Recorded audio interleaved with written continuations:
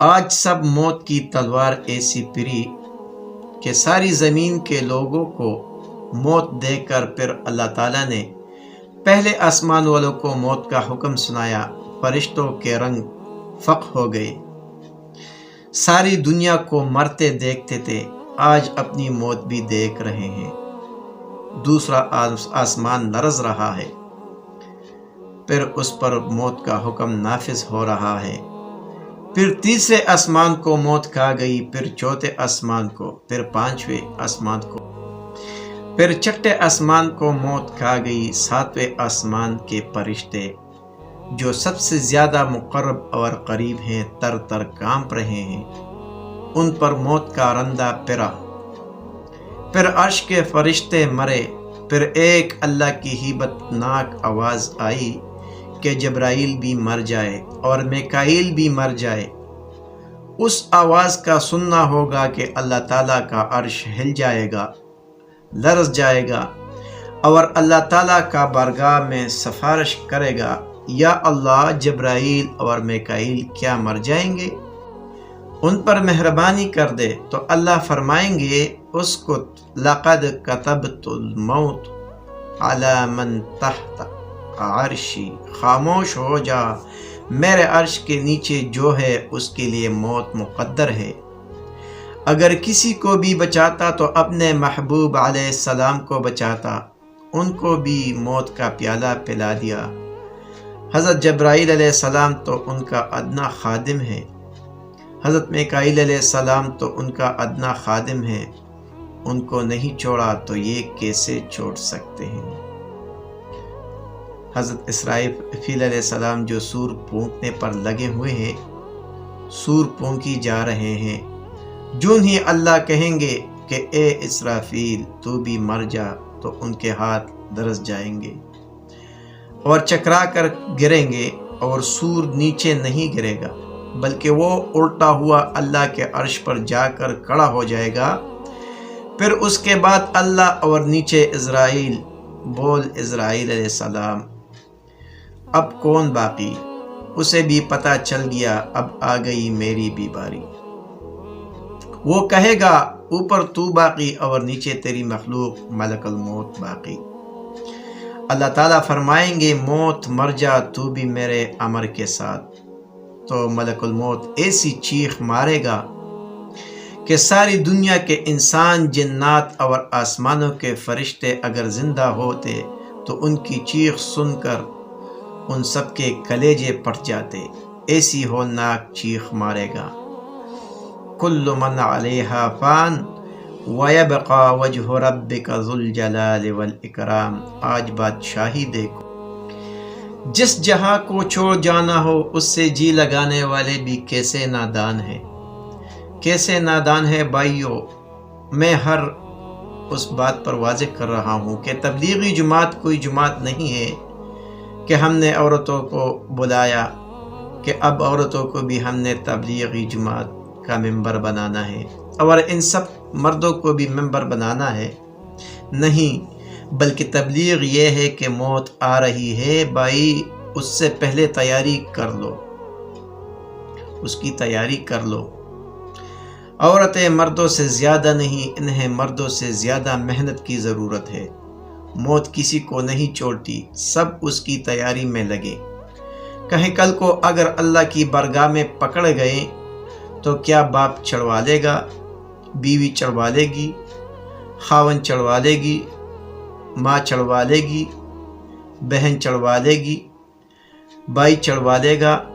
پھر وہ کیا دن ہوگا جب اللہ ہم سب کو اس طرح اکٹھا کرے گا جیسے ناروال کی سرزمین بیج باہر نکالتی ہے، اور ناروال کی زمین جیسے چاول کے بیج کو باہر نکالتے ہیں، ایسے ہی ہمیں قیامت کے دن زمین سے باہر نکالے گا۔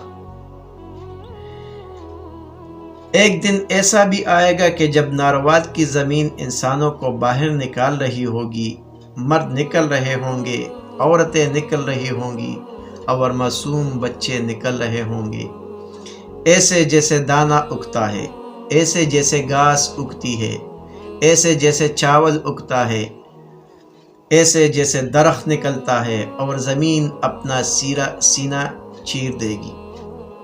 اور یوم یخرجون من الاجداث سراعا، تیزی سے لوگ قبروں سے نکل رہے ہوں گے۔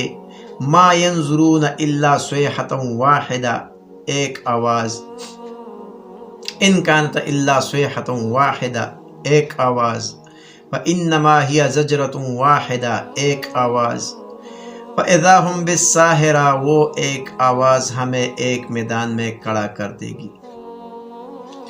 وہ ایک ایسا ہی بدناک دن ہے کہ بچے بوڑھے ہو جائیں گے، مائیں اپنی اولاد بھول جائیں گی، خاوند اپنی بیویاں بھول جائیں گے، باپ اپنے بچے بھول جائیں گے، بھائی اپنے بھائی بھول جائیں گے۔ جہنم کی لپیٹیں ہیں، جنت کی خوشبو ہے، پولیس رات کی آمد ہے، ترازو ہل رہا ہے، اللہ آ چکے ہیں، انسان کڑے ہیں، فرشتوں کا پہرا ہے۔ اللہ تعالیٰ ارشاد فرماتے ہیں، اے میرے بندو، میں دنیا میں تمہیں خاموشی سے دیکھتا رہا، تمہاری سنتا رہا، تم نے کیا سمجھا کہ رب غافل ہے، رب کو پتہ نہیں، رب جانتا ہی نہیں۔ میں نے دیکھا اور سنا، آج اپنے حساب کے لیے تیار ہو جاؤ۔ آج عورتیں بھی آئیں گی، آج مرد بھی آئیں گے، آج بوڑھے بھی آئیں گے، آج شاہ گدا بھی آئیں گے، امیر و غریب بھی آئیں گے۔ ایک ایک مرد اور عورت کو فرشتے پکڑ پکڑ کر اللہ تعالیٰ کے سامنے کھڑا کریں گے، اور اللہ تعالیٰ براہ راست پوچھے گا، بول آج کے دن کے لیے کیا کر کے آیا ہے؟ کچھ ہوگا تو سرخرو ہے، اور کچھ نہ ہوا تو آج ہلاکتوں کے دروازے کھل گئے۔ میرے بھائیوں اور بہنوں، تبلیغ اس بات کی محنت ہے کہ مرنے سے پہلے اس جہنم سے بچنے کا سامان پیدا کر لو، کہیں ایسا نہ ہو کہ غفلت میں ہی اٹھا کر لے جائیں۔ اللہ تعالیٰ خود حساب لینے کے لیے آ رہا ہے، اور آگے کوئی ناروال کی جیل نہیں، ناروال کا بنگلہ نہیں، بلکہ جنت کا وہ گھر ہے جسے اللہ نے اپنے ہاتھوں سے بنایا، اور وہ جیل ہے اللہ کی جہنم، جس کا ایک انگارہ اگر پہاڑوں پر رکھا جائے تو سارے پہاڑ پگھل کر سیاہ پانی میں تبدیل ہو جائیں گے۔ کچھ وہ لوگ ہوں گے جن کی نیکیوں کا پلڑا ہلکا ہو جائے گا، تو اللہ کی طرف سے اعلان ہوگا، فلاں فلاں کی بیٹی، فلاں فلاں کا بیٹا، اس کی نیکیاں گھٹ گئیں اور یہ ناکام ہو گیا، اب یہ کبھی جنت نہیں دیکھ سکتا۔ اس اعلان کے ہوتے ہی اسے جہنم میں ڈال دیا جائے گا۔ ان کا لباس سنو، سرابیلہم من قطران، کہاں ان کی شلوار لائی جائے، کس چیز کی؟ تارکول کی، جو سڑکوں پر ڈالی جاتی ہے، اس کو شلوار اور کرتا پہنایا جائے گا۔ کس چیز کا؟ ثیاب من نار، آگ کا کرتا۔ ان کے سروں پر دوپٹہ لایا جائے، ان کے سروں پر پگڑی باندھی جائے، کس چیز کی؟ تغشا وجوہہم النار، ان کے چہرے پر آگ چڑھ جائے گی، اور ان کے سروں پر بھی آگ چڑھ جائے گی۔ ان کو لے جایا جائے کہاں؟ الی جہنم، جہنم کی طرف۔ وہاں گھر کیسے ہیں؟ نارن احاط بہم سرادقہا، آگ کی چادریں ہیں جن کی دیواریں بنا کر گھر بنایا گیا ہے۔ ان کی چارپائیاں بچھاؤ، وہ کس چیز کی ہے؟ لہم من جہنم مہادا، انگارے اکٹھے کر کے ان کی چارپائی بنائی گئی ہے، ان پر بستر بچھاؤ، وہ کیا ہے؟ من فوقہم غواش، آگ کی موٹی تہ کی چادریں بنا کر ڈال دی جائے گی۔ لہم من فوقہم ظلل من نار، اوپر آگ، اور من تحتہم ظلل، نیچے آگ۔ ذالک یخوف اللہ بہ عبادہ، یہ بات تھی جس سے تمہیں تمہارا اللہ ڈراتا رہا اور ڈرا رہا ہے۔ اگر ناروال میں کچھ کر لیتے تو آج یہ دن نہ دیکھنا پڑتا۔